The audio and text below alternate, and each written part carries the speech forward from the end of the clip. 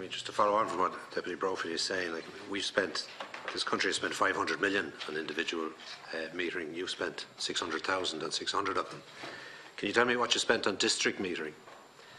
And also, you know, you're quite right. It is a policy decision in relation to conservation or the lack of it. But that's the beauty of this committee. It has the potential to determine what the policy will be in relation to water conservation into the future, or what methods of water conservation, or what savings can be made for the customer, which wasn't the situation prior to this committee coming into being, because the conception was, or the perception was, and what was the public were told to do, was either pay or charge. That's the only method of conservation is in your water bill, and the use of your meter therefore. But that hasn't proved to have been successful.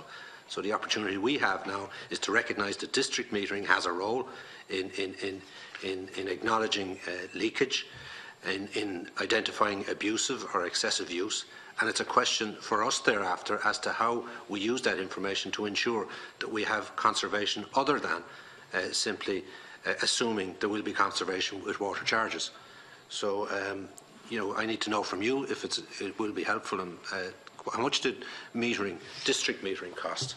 The extensive district metering that you put in place. So have a go.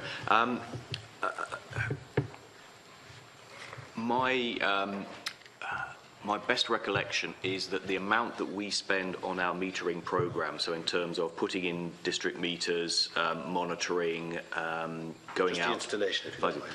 Installation, I can't answer that. I don't know. I mean, we spend about £7 million a year on leakage control, so it is a substantial amount of cost, and that's the sort of order of magnitude of expenditure you need to get leakage down to. Again, rough numbers. We're running at about 175 megalitres a day of leakage. When I joined Welsh Water, it was about. But that's about 20%. Which is we would have been over double. Phenomenal result. Yeah, would have been comparison to where you started from. I'm sure that's about the European norm for it to be economically viable is 20%. That's right. And you get up to 10% and it's not economically viable. That's the contradiction that's there. I know. Yeah.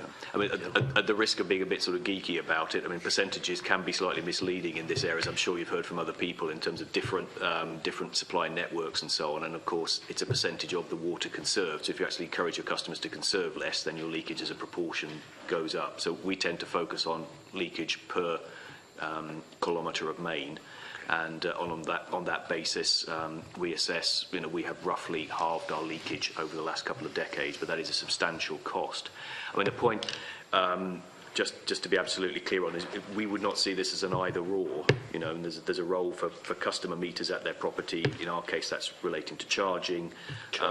That doesn't help you control the metering in the network. That's a quite separate thing from our point of view. So that's where we have a substantial budget. I can't tell you how much it's cost us to put that in place, but it would be, you know, of the order of you know, 10 million plus. I'm sure to be putting that many meters out there together with the telemetry, etc. That's required, because you need to be monitoring this. Okay. If it were possible, I don't know if the executive can allow for it. Maybe if you could furnish us, maybe not today, but with the installation costs of district metering. I could certainly see what we can do on that. All I would say though is that this has been built up over like 20 years or whatever. It's not been a one-off programme. To support the Deputy's suggestion, it would be helpful if you could get it from both Scotland and Wales. If you don't have those metrics reasonably easily to hand, we can understand that. It might be an area you focus on, but it would be of assistance to us if you could do that. Are you okay with that, Deputy? Are we okay to move on? I just want to say finally to Ms Rooney, Mr McGowan, thank you so much for coming in again and your contributions. Very, very helpful. But in particular to Mr Milliken and Mr Jones, you've come a long way, and this has taken 2 or 3 days of your time to come over here and to share your knowledge and information with us. We're at the stage where we're more or less getting to the end of our, let's call it evidence-based fact-finding, and to understand what's happening internationally with the success that you've achieved is very, very helpful for us in relation to broadening our minds in the overall picture. And so I want to sincerely thank you very, very much for your contribution and your effort.